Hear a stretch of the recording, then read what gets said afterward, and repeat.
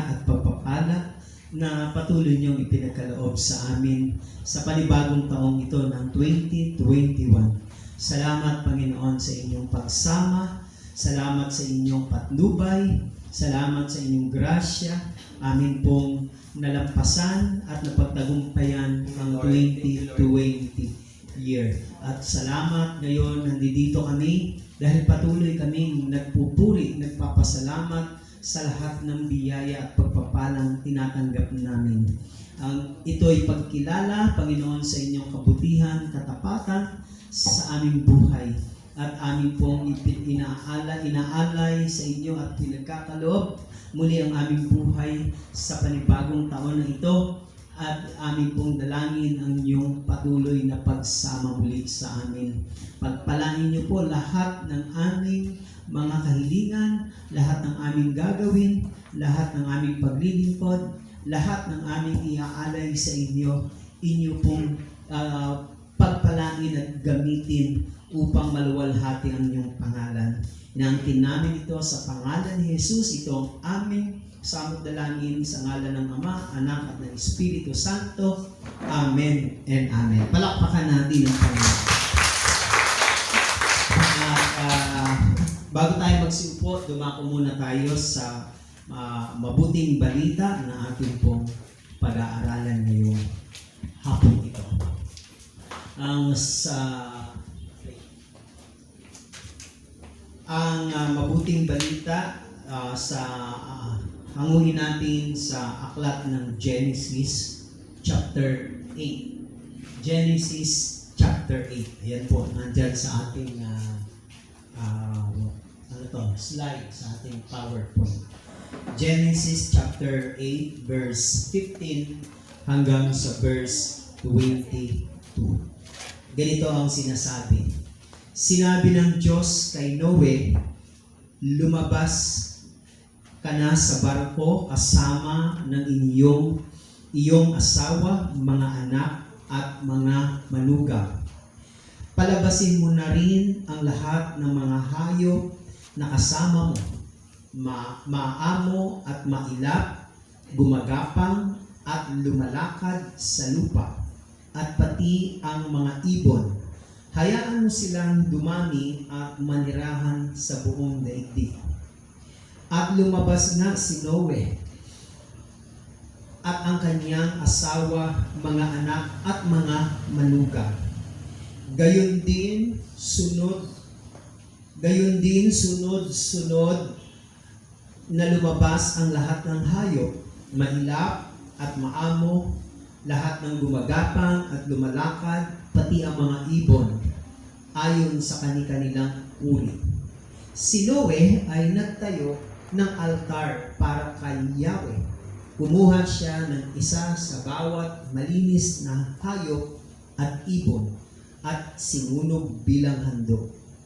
Verse 21, nang maamoy ni Yahweh ang mabangong samyo nito, sinabi niya sa sarili, hindi ko na susumpain ang lupa dahil sa gawa ng tao.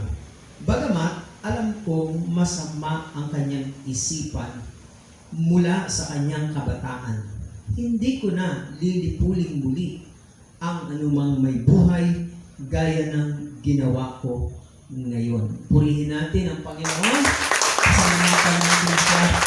Pwede na tayo makiupo, mga brothers and sisters.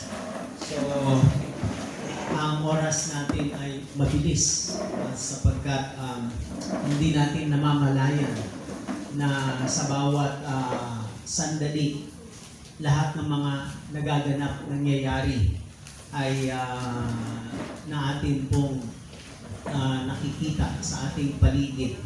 Ito ay mga bagay na kung saan pinapakita sa atin ng Panginoon that God is in control. Lalo na ngayong panahon ng year 2021, maraming ngayon ang nag-iisip, no? Ano ba ang magiging kalagayan natin for this year 2021? Marami yung iba nag-set na ng kanilang mga goals, mga dreams, ambition nila, mga desire nila, mga handong nila. Maaring nilatag na nila for this year 2021. Marami na rin nagbigay ng kanilang mga, nag-set ng kanilang mga New Year resolution. At marami na rin yung nagdi-desire, naghinaalam nila kung ano yung mga lucky charms para sa year 2021. No? Yung iba, kumonsulta na sa mga psychic, sa mga palmistry, gabasa sa mga baraha, bolang kristal. Ang iba naman kung saan-saan, kung meron pa ba, hindi ko alam kung uso pa rin ang zodiac sign. No? Maraming ang tao ay maraming hinahanap na sa buhay nila kung paano po sila maging happy, mag-enjoy, mag-prosper at sumagana itong year 2021. The question is, sino ba ang blesser?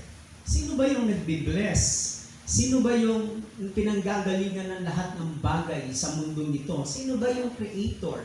Sino ba ang humahawak ng mundong ito at may control ng bagay sa mundong ito?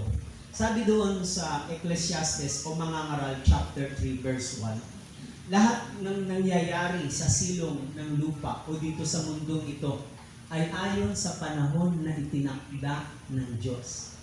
Ibig sabihin, there is no an accident under the sun. Walang aksidenteng nangyayari sa mundong ito na hindi kalooban o alam ng Diyos o control ng Diyos. Ang pandemic ay panahon na dumating sa atin, kaya COVID-19 yon. At hanggang ngayon, pumasok pa rin yung panahon niya. So, kung titingnan nila ito sa kanilang paningin, maaaring ito ay isang isang trahedya. Kahit na trahedya, mapapansin natin ang sabi ng Mangangaral chapter 3, lahat ng bagay na nangyayari ay ayon sa panahon na itinakda ng Diyos. Maging ang ating buhay, may panahon ng pagsilang, mayroon din panahon ng kamatayan, no? May panahon ng pagsasama, mayroon din panahon ng paghihiwalay, may panahon ng kalungkutan, may panahon ng kagalahan, no? Pagsasaya. Lahat may panahon ng pagtatanim, may panahon ng pag-aani. May panahon ng pagtatayo, may panahon ng pag-gigiba, etc. So, panahon yan. There is no an accident. Everything that happens under the sun is according to the sovereignty. Yung pag-control, hawak ng Diyos dahil siya ang nagmamay-ari ng lahat ng bagay sa mundo nito. This year, mga kapatid, ang Diyos lang ang nakakaalam kung ano pang mangyayari sa susunod pang mga buwan hanggang December. By the way, 11 months na lang. Merry Christmas na naman po ulit. Nakadlaw ka mo? Tumawa kayo. 11 months na lang, Pasko na naman. Panahon lang yan, mga kapatid. There is no eternity dito sa mundo ito. The only eternity is in the heaven. Yun sa piling ng Diyos, sa tahanan ng Diyos. Yun lang ang eternity, mga kapatid. Everything here on earth shall pass away. Lahat yan, daraan, mararanasan, matitikman, mahawakan natin, i-enjoy tayo, pero hindi siya mag-i-stay sa buhay natin. And the only regrets na ating mararanasan is yung regrets na nabuhay ka sa mundong ito pero hindi mo napaglingkuran o naparangalan ang Diyos. God has not only created us na i-consume natin ang lahat ng rich resources, na ubusin natin lahat, kainin lahat ng prutas, gamitin lahat ng mga punong kahoy, kainin lahat ng mga animals, katayin lahat, gawin lahat ng bahay, etc.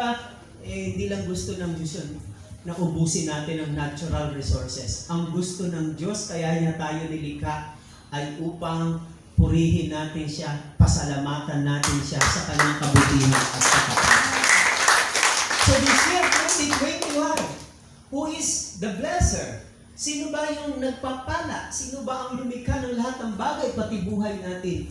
Ang Diyos lamang. God is in control. Whatever happens throughout the year, just always remember that God is in control. Hindi natin hawak ito, but God is in control. This is our lives in this world is not an accident. Lahat ng pwedeng mangyari sa atin, hindi yan aksidente sa paningin ng Diyos. Lahat ng nangyayari sa buhay natin, it is an appointment. This is not the series of an accident. Amo ni natabo sa imo, sang nagligad, amo ni na disgrasya, amo ni na bankrupt, amo ni ginbayaan ka sa iyong asawa, no? Hindi yan puro accident. It is a series of appointment, of an appointment. Itinatakda, itinatalaga ng Diyos. So anong kailangan? Kailangan natin magpasakop sa Kanya. Ibigay sa Kanya, ipagkatiwala sa Kanya dahil siya naman pala ang nagmamaniobra. Siya yung pinaka-director, architect ng buhay natin. So, if it is God's will for us ang matabo, ang mangyari, kahit mahirap ang dinaanan mo, kung kalooban ng Diyos, magkakaroon ka pa rin ng kapayapaan at tunay na kagalakan. Pero kung maganda ang nangyari sa iyo, sabi mo, swerte. Pero hindi naman yun ang kalooban ng Diyos. Gugulo ang buhay mo. Hindi ka magiging masaya. At maaaring hindi ka pa magkaroon ng kapayapaan.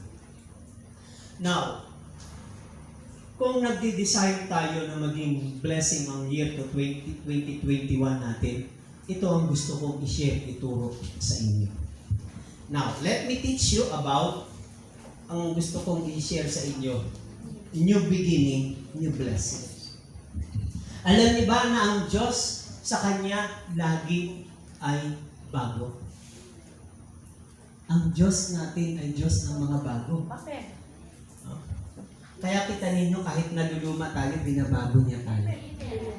May kantang, binabago mo ko, ginabago mo ako adlaw-adlaw, binabago mo ako araw-araw. Sa Aklat ng Panaghoy o Lamentation, chapter 3, verse 23, the steadfast love of the Lord never ceases. Ang pag-ibig ng Diyos ay hindi nagmamaliw, hindi nagbabago, hindi kumukupas. Sabing karugtong, verse 23, they are new every morning. Bago daw, kada umaga. So, ibig sabihin, ang Diyos, laging bago. Amen? Kaya pag may mga naluluma sa buhay natin, nire-restore, nire-refresh ng Panginoon, ibinabalik niya, nire-revive niya, nire-retrieve ng Diyos. Tayo ang taga-alis at tayo ang nagpapaluma, pero ang Diyos ang nagpapabago. Kaya napakabuti talaga ng Diyos, ang bait ng Diyos, ang buti-buti niya sa atin sapagkat sa kabila ng lahat ng pagkukulang pagkakamali natin, lagi siyang may laan. Lagi siyang may laan na bago. New beginning, new blessing. Bagong panimula, siyempre, bagong pagpapala. Bakit nga ba si Noah ang aking binasa ngayon na story ni Noah? Familiar sa atin ang story ni Noah because of the flood. Yung pinakamalaking dilubyo na nangyari sa buong mundo. Bakit nga ba nagkaroon ng baha? At sabi ng Diyos, gugunawin ko ang buong daigdig. This is a universal plan. Mahirap ipaliwanag kung paano naging universal. Pero yun ang sabi ng Diyos buong daigdig. No? At pagkatapos noon, bakit niya gagawin yon? Kasi yung kasalanan ng mga tao, abot na sa langit, abot na sa trono ng Diyos.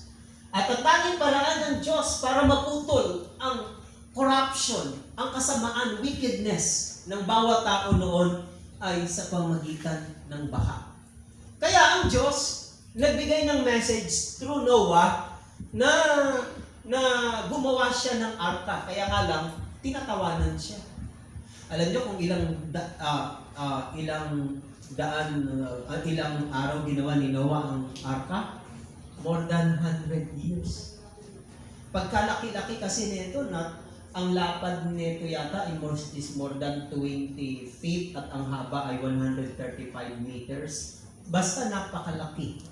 And then, sabi ng gumawa ngayon si Noah ng arka. Pinagtatawanan siya during the time of Noah. Parang katulad din natin, pag gumagawa tayo sa utos ng Diyos, tinatawanan tayo. O nililibak tayo ng maraming tao, hindi nila tayo maintindihan. Katulad ni Noah, when Noah obeyed the command of the Lord, siya po ay gina-despise, gina-review, gina-criticize siya, nililibak siya ng mga tao. And then, natapos ang panahon, sabi ng Diyos, at ngayon, pumasok ka sa arka. Isama mo ang iyong asawa at ang iyong 3 anak, kasama ang kanilang mga asawa, mga manugang niya. So therefore, 8 sila. At magsama ka ng mga pares ng mga animals, ipasok mo sa arka. And God shut the door of the ark. So tapos na ang panahon ng paggawa, dumating naman ang panahon na kung saan na-confine sila sa ark. Alam niyo kung ilang taon? Almost 150 days na na-confine yung sa loob ng arka. Kasama na yung sinabing papaulan niya ng 40 days and 40 nights. Pindutin mo lang bong kapag nag-stop. 40 days and 40 nights. Imagine dito nga sa Iloilo, pag umulan lang ng 2 oras, nagabaha eh. Di ba? Bumabaha eh. Eh di how much more kung umulan ng 40 days? Eh asan ka na nun pag 40 days? Makita ka pa ba? Depende na lang kung mahusay kang lumangoy. Pero kung di ka mahusay sa 40 days, baka hindi ka na makita pati bahay natin. So, yun ang nangyari. At ang tanging na-save during that time is the family of Noah. Noah and his wife, and then his 3 children at saka yung mga asawa ng kanilang mga anak. So, 8 silang na-save because sila lang ang sumunod at nakinig. Then, nag-count pa ng maraming araw, bumilang pa ng maraming araw ito until na totally na nag-dry na ang tubig, ang duta. Then, God said to Noah, dyan lang yan sa chapter 6 to 8. Sa 8 ako nagsimula. Then God said to Noah, versikulo 15, sabi doon, Noah, lumabas ka na sa ark, sa barko, kasama ang iyong asawa at ang iyong mga anak, pati ang mga paris ng hayop. Paglabas ni Noah, yung araw na yon ay panibagong taon, panibagong buwan, at panibagong araw. That is the beginning of the first year after the dilubyo, the beginning of the first year of the first month of the first day, no araw na yun. Amen. Bakit? Kasi lahat na-wash out na eh. Amen. Lahat tinangay na ng baha eh. Wala nang nasave kundi ang family lang ni Noah. Yung araw na yon na paglabas niya, and that is the new beginning. Amen. Nagsimula uli ang Diyos sa pamamagitan ni Noah kasi wala na yung wicked. Mga wicked, wala na. That is the new beginning. When Noah started his life, God gave it to him, and then God started again a new blessing. Amen. Gusto niyo malaman kung paano bless ng Diyos si Noah? Uwi na tayo? Joke. Now, first is, tingnan natin, what did Noah do after going out of the ark? Ano ang ginawa ni Noah sa unang taon, sa unang buwan, sa unang araw, paglabas niya ng arka? Anong ginawa niya? Pasalamat kay Unang ginawa ni Noah. Gawa. Noah lead his family in worship. Dinala niya ang kanyang pamilya doon sa pagsamba. Doon niya dinala. Kung kayo ang kagagaling lang sa Yolanda, anong pinakamalakas na bagyo ng history ng Iloilo? Frank. Kung kayo ay kagagaling lang sa Frank na bagyo, kagagaling lang kayo sa matinding trahedya ng kalamidad, o galing kayo sa Roli, sa Albay, no? Sa Bicol. Ano ang gagawin mo kung pagkatapos ng araw na yon, na-wash out ang bahay mo, wala ka ng bahay na tabunan na tinangay na lahat? Anong gagawin mo? Ha? Yung iba, ang natural reaction ng iba, iiyak, hihingi ng tulong, at maghahanap ng relief, manghihingi ng awa. Yun ang natural reaction according to the news. Natural reaction yon. Pero kay Noah, bilang isang taong may pananampalataya, ang hambal dira sa verse 20, then Noah built an altar. To the Lord. Nakita ninyo ha?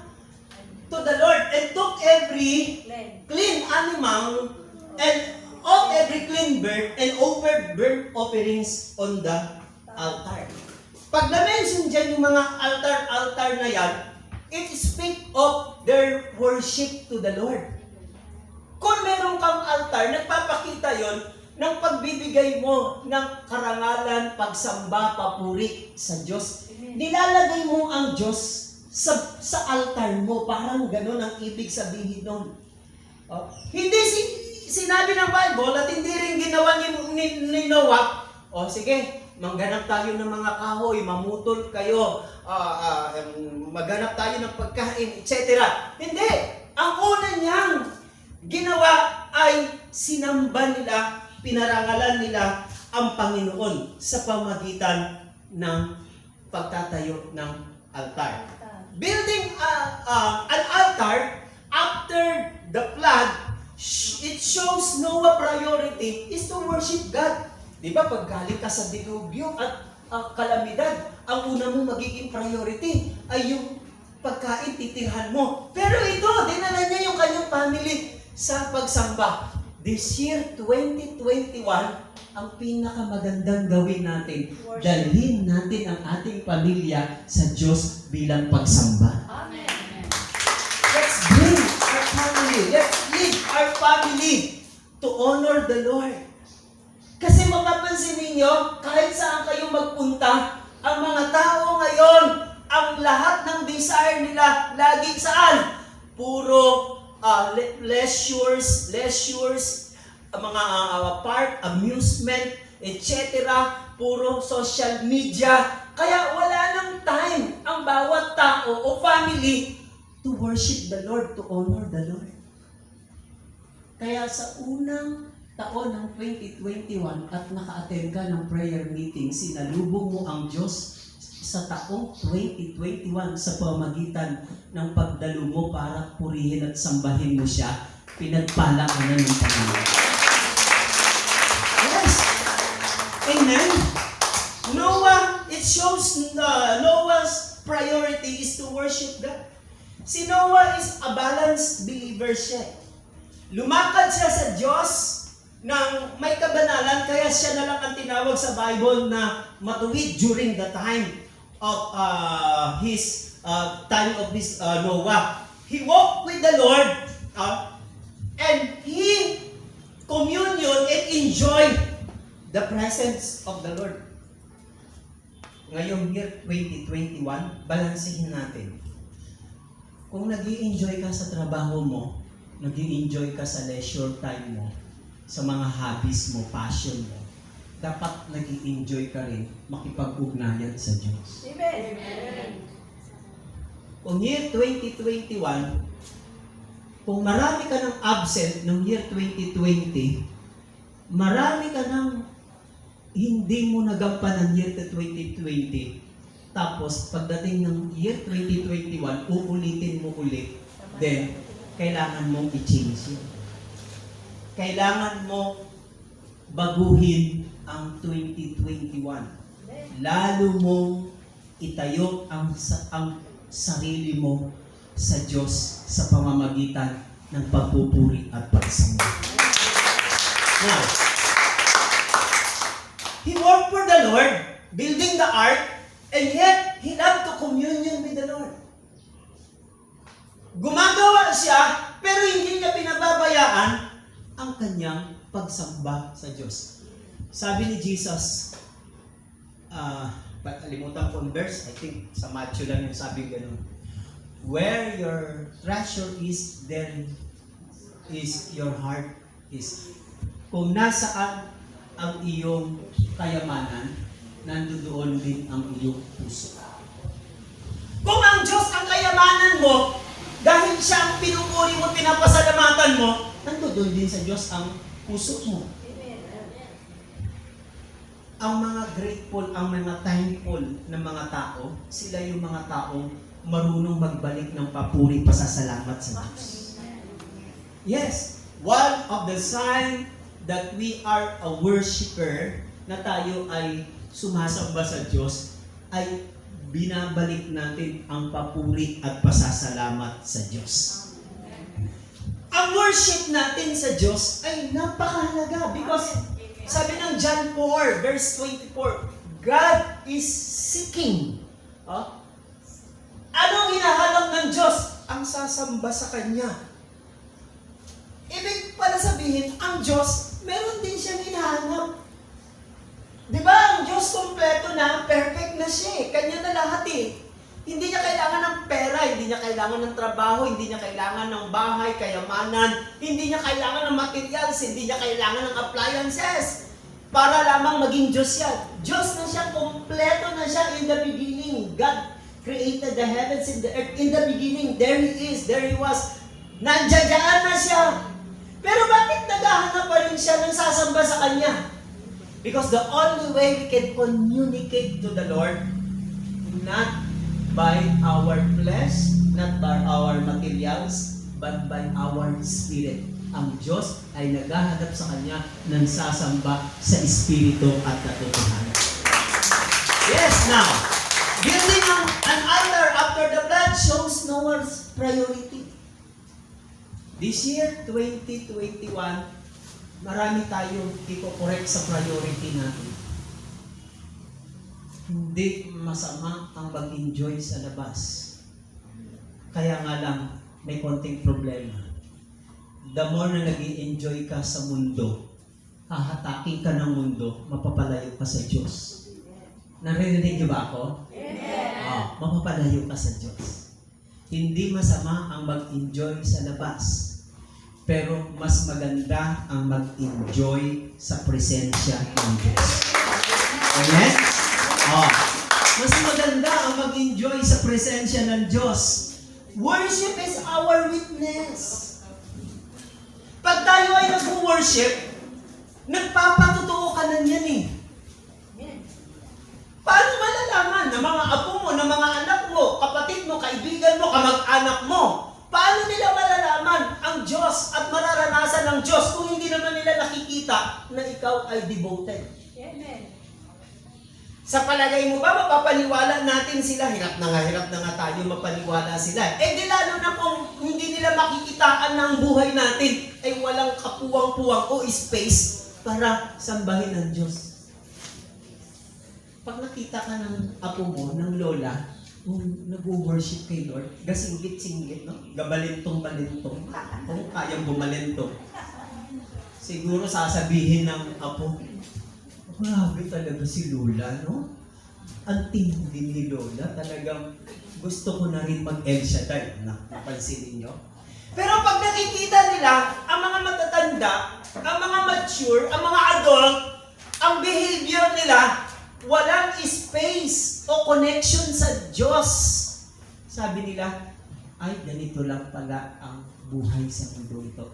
Pag nalaman nilang devoted ka every Sunday, kung ano ba yan, every Saturday, family appointment, kung anong araw ng prayer meeting, it is your witnessing. Nagwi-witness ka sa paligid mo.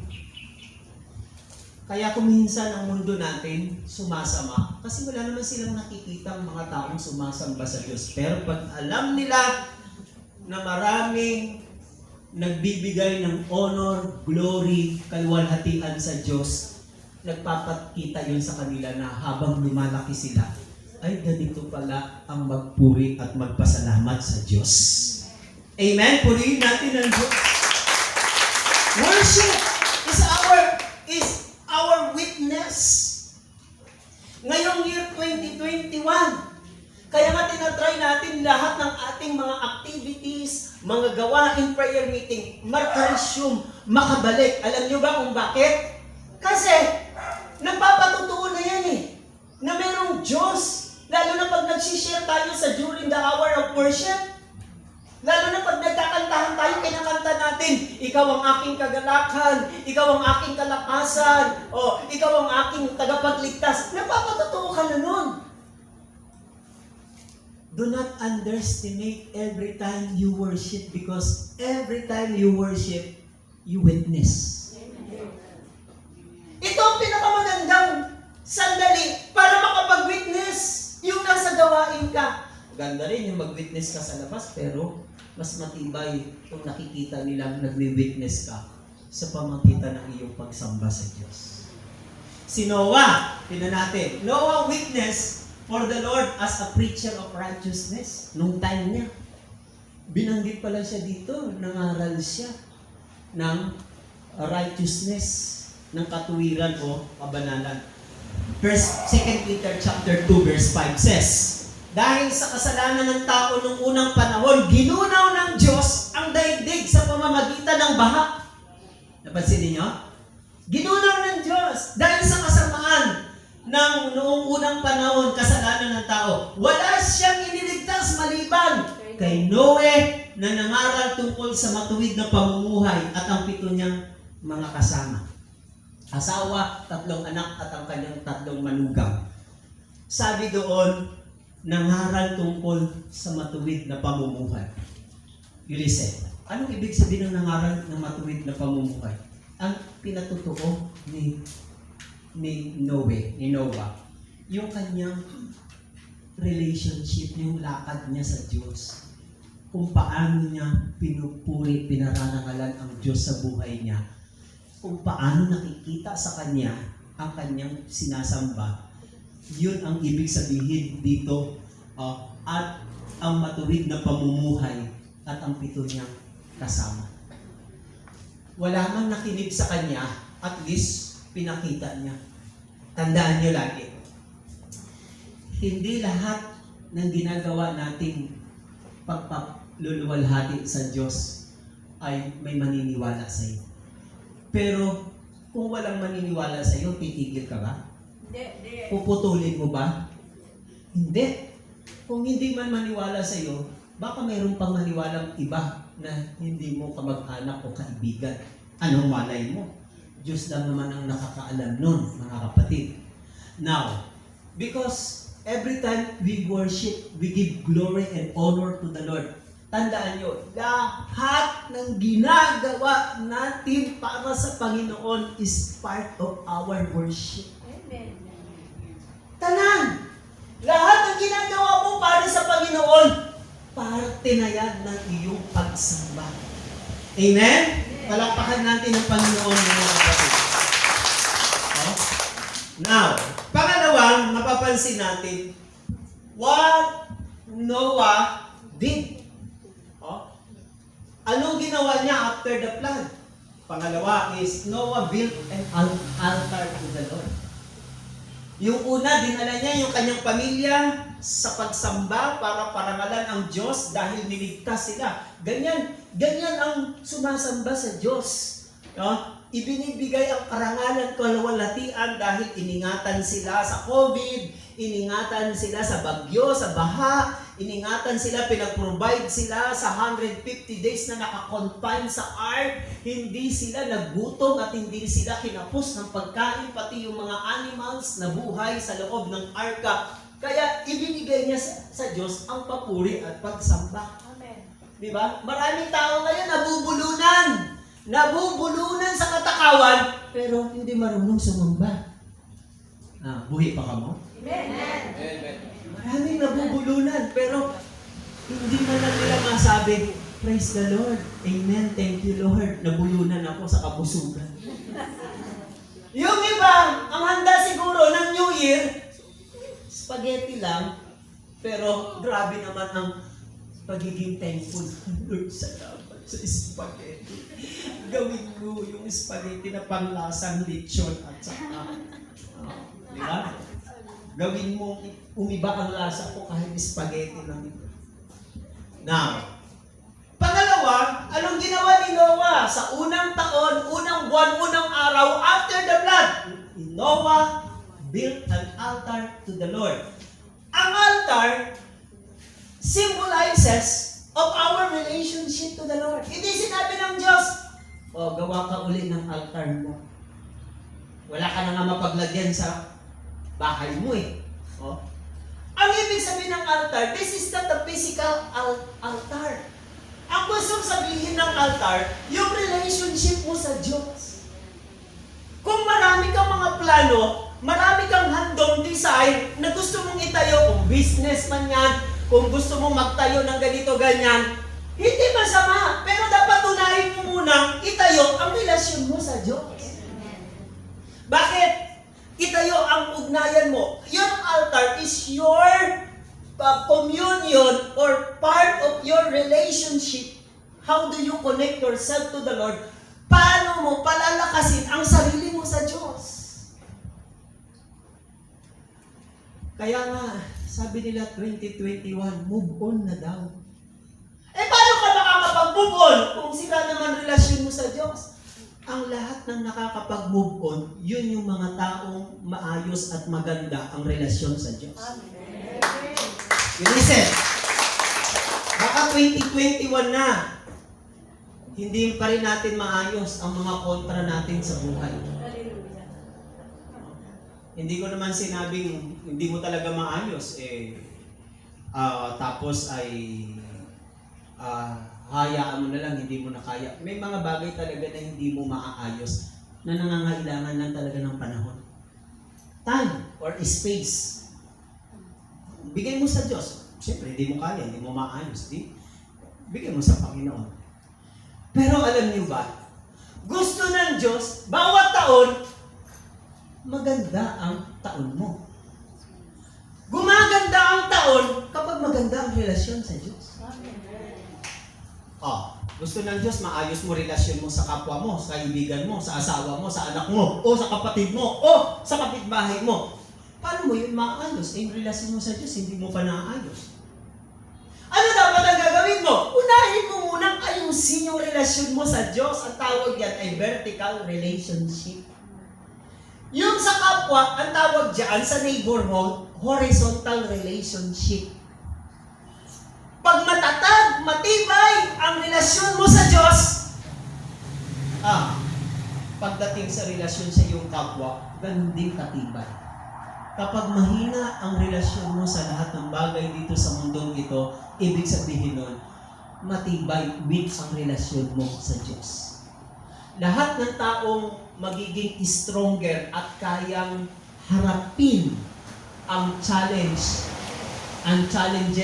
o pagsubok ng year 2021, ang pwede lang lampas at magtagumpay dyan, yung mga tao matatag at malakas ang relasyon sa Diyos. Amen? Palakpakan natin ang Panginoon.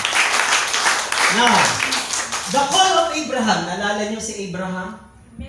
Nang tinawag ng Diyos si Abraham, tinawag siya ng Diyos, probably at the age of 75, I think 75 years old siya tinawag ng Diyos. Hindi ako nagkakamali, ha? Nang tinawag siya ng Diyos sa Genesis, sabing ganon, the Lord appeared to Abraham and said to your offspring, sa iyong mga inangkay o sa iyong lahi o sa iyong magiging anak, I will give this land. Anong land na yon? Yung Kanaan, yung land. So, ano ginawa ni Abraham? So, he built an altar there to the Lord. nang ibinibigay ng Diyos, nakikipag-covenant ng Diyos, gagawin kita ng ama ng maraming bansa, ibibigay ko sa iyo ang lupain ito sa iyong mga inapo. Anong ginawa ni Abraham? Aba, hindi siya nagyabang, nagmalaki. Binigay siya ng Diyos ng ganung pagpapala. Ang una niyang ginawa, he built an altar there to the Lord. Ha? Saan yun? Then, verse 8, from there, magmula daw dun sa lugar na yun, he went on toward the hills of the east. Pumunta daw siya. Ang mga tao nung panahon na yun, palipat-lipat lang. Wala silang permanent address. Mga NPA. No permanent address. Palipat-lipat lang yun sila. Patawid-tawid lang. Kasi pinamumove sila ng Panginoon. From there, he went toward the hills east of Bethel. Pag sinabing Bethel, house of God. So nagsaylo to siya. From Balantang, nagsaylo siya sa Tabok Suba. O doon muna sa sa Bagingin na Tigbawan. Tapos nagkanto siya sa south, then nagbalik diri sa sentro. From there, he went toward east of Bethel and pitched his tent. Nagtayo daw siya ng tolda. Yung tent kasi, yan ang mga bahay nila. Yung tolda-tolda lang ang bahay nung panahon ng mga Bible characters. Nagtayo daw siya ng tolda with Bethel on the west and Ai on the east. Doon daw sa lugar na yon, he built again an altar. Magmula doon sa kabila, lumipat siya sa kabila, nagtayo uli siya ng altar to the Lord and called on the name of the Lord at tumawag siya sa Panginoon. Sa tuwing si Abraham nagtatravel, palipat-lipat hanggang makarating sa tamang lugar na pinangako ng Diyos sa kanya, hindi niya nakakalimutan magtayo ng altar. Ano ibig sabihin nun? Dumating lang ang year 2021, lumipat ka lang sa kabila, hindi ka na maka-attend? Nalipat ka lang ng barangay, napunta ka lang sa abroad. Nakalimutan mo na? Marami sa atin nakakalimot. Dapat kahit saan ka dalhin. Kahit lumipat ka sa Leon, tayo ka uli ng altar doon. Kahit lumipat ka sa Tigbawan, lumipat ka kung saang daigdig, tayo ka lang ng altar doon. Don't forget to build an altar. Noah built an altar to the Lord just like Abraham. He built every time Abraham pumupunta sa lugar na kung saan siya napupunta, he never forget to build his altar for the Lord. Itong year 2021, kung marami tayong pangarap na gusto nating itayo, mas magandang unahin mo munang itayo ang relasyon, ang sarili mo sa Diyos. Dahil hindi mo maitatayo ang iba na gusto mong itayo kung ang sarili mo hindi mo maitayo sa Diyos. Amen. Gusto mong itayo yung iba? Sarili mo muna, tayo mo muna sa Diyos. Buhay pa ka mo? Amen. You cannot build others. You cannot help them to build their lives kung ang sarili mo hindi mo kayang itayo. Marami tayong pwedeng itayo ngayong taong 2021. Marami tayong pwedeng gawin ngayon, pero hindi nga natin magagawa kung maluya, luy-luy, ang imong relasyon sa Diyos. Marami sa atin kung saan-saan na napupunta. Marami rin sa atin na nakakalimot. Nagkaroon ka lang ng trabaho, nalimutan mo na altar mo. Maganda pa nung wala kang trabaho, lagi ka na sa tapat ng altar mo. Ipusa mo daw. Kung kailan ka tuloy binibigyan ng maraming blessing, saka mo nalilimutan magtayo ng altar. Dapat kahit anong mangyari sa buhay mo, sa saan ka man mapunta, anumang kalagayan, do not forget to build your altar, your relationship Amen. to the Lord. Amen? Palakpakan natin ang Panginoon. Yung altar ni Abraham, it marked him as a citizen of heaven. Kasi, alam niyo, hindi siya mananatili dito sa lupa, sa mundong ito. Oh, a citizen of heaven na sumasamba sa tunay na Diyos. Kaya, nagpapatotoo siya. Alam niyo ba si Lot? Pamangkin ni Abraham. Nang dumami ang kanilang mga animals, ang kanilang mga tupa dumami, so nag-aaway na itong magtsuhin na ito. And then, sabi ng dalawa, kailangan natin maghiwalay. Kasi nag-aaway na, hindi na natin kaya ang latagan o ang field na ito para sa ating mga alaga at mga tao. So, Abraham remains standing. Abraham remain, nanatili siya sa balantang. Wala balantang doon, ha?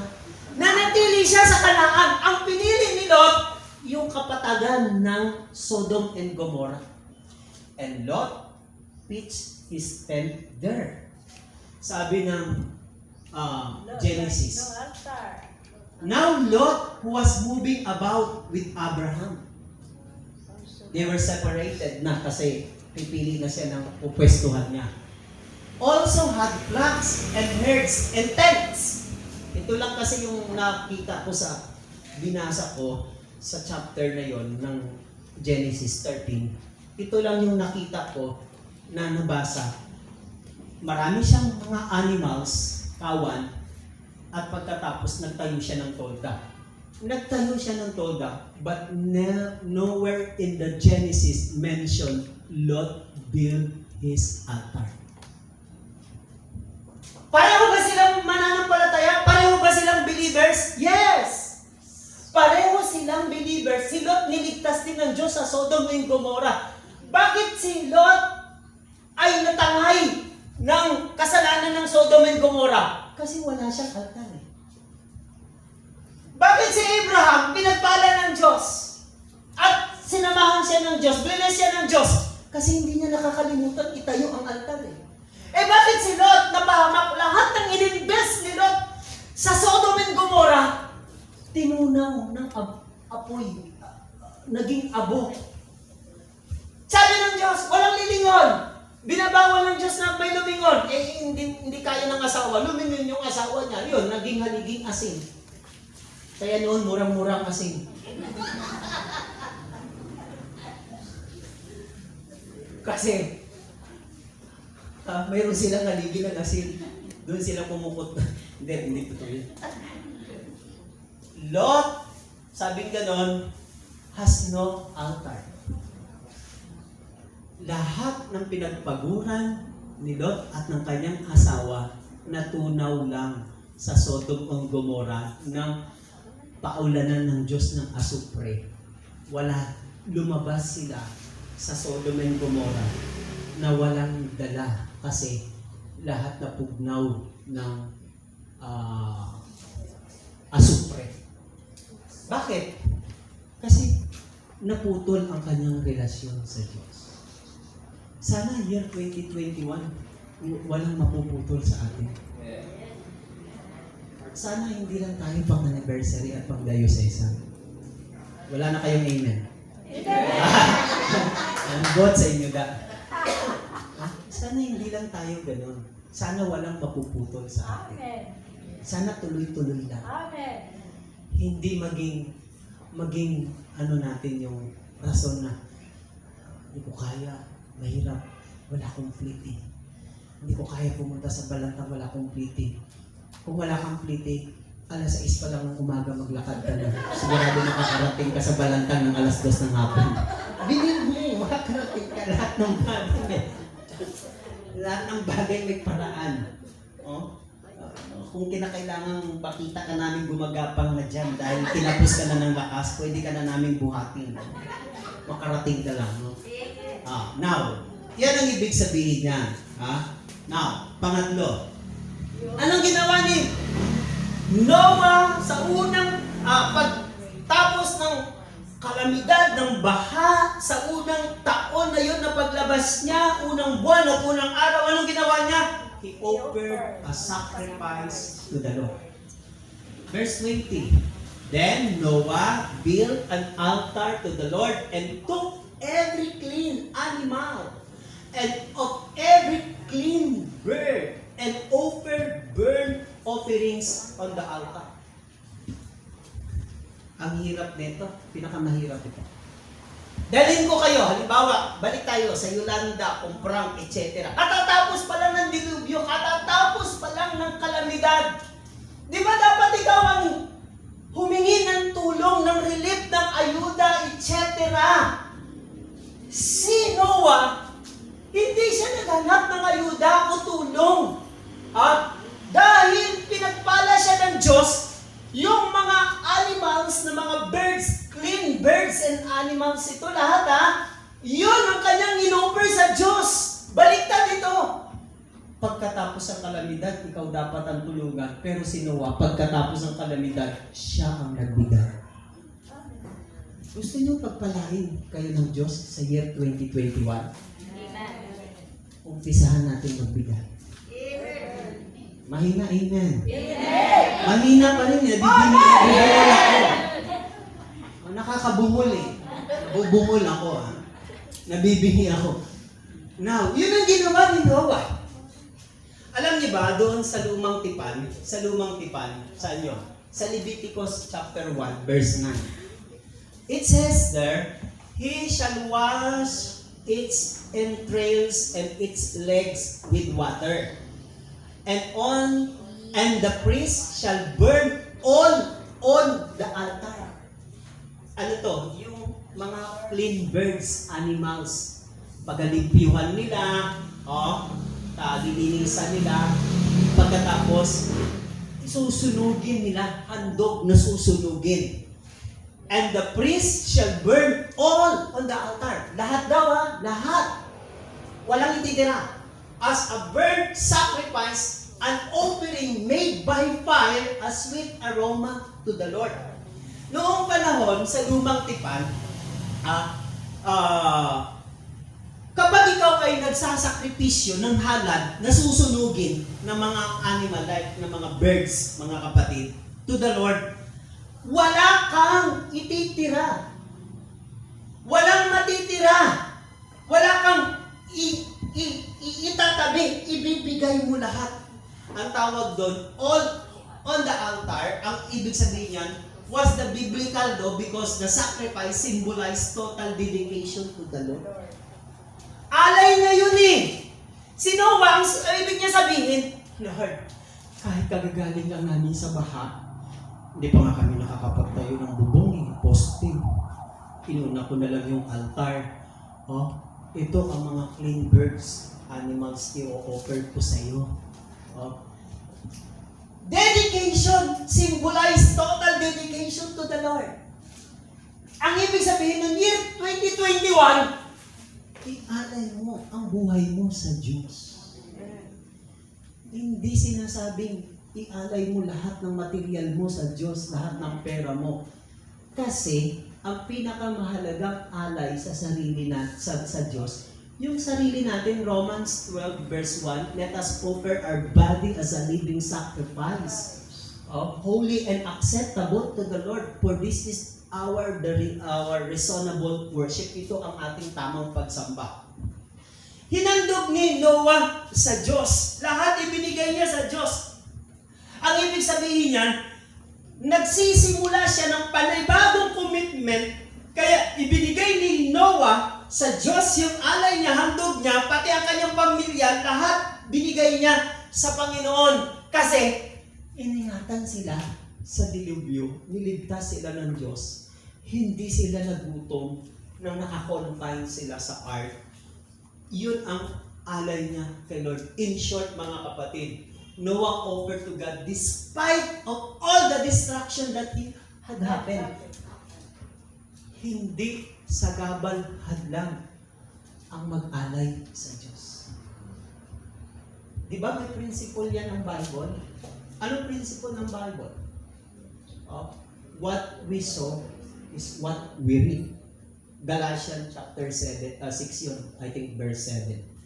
Kung ano daw ang ating itinatanim, yun din ang ating aanihin. Bakit hindi natin simulang taniman ang year 2021 ng mga magagandang bagay? Gusto mong umani ngayong year 2021? Gusto niyo talagang umani? Amen! Simulan niyo magbigay, magtanim. Simulan niyo, believe me. And God blessed Noah. Sabi nga ni Jesus, Noah offered. Si Noah, he offered to God despite of distraction. He did not build or prioritize to build house. Kailangan niya ng bahay kasi kakatapos lang ng bagyo, bahay. Pero hindi niya inuna ang bahay ng Diyos at ang kanyang katuwiran, regulasyon, and all these things shall be added unto you. Parang ganito ang sabi ni Jesus. Sabi ni Jesus sa Luke 6:38, magbigay kayo at kayo'y bibigyan ng Diyos, hustong takal, siksik, liglig, at umaapaw pa ang ibibigay sa inyo. Paano daw nagsimula? Magbigay kayo. Paano sinimulan ni Noah ang unang taon, unang buwan, at unang araw? By offering a sacrifice. Nang in-offer ni Noah yun, nahutan ang Diyos. Napahamuot ang Diyos. Napahamuot ang Diyos.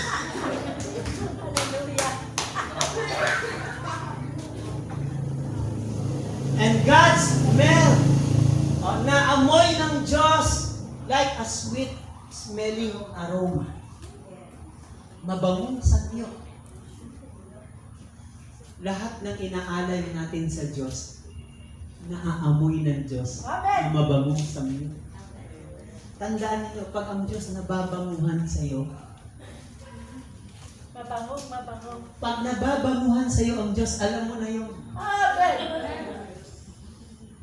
Pag kayo ay merong naaamoy na naiinis kayo, di ba? Pag inaamoy kang hindi mabango sa iyo, naiinis ka, nai-irritate ka, nawawala ka sa mood.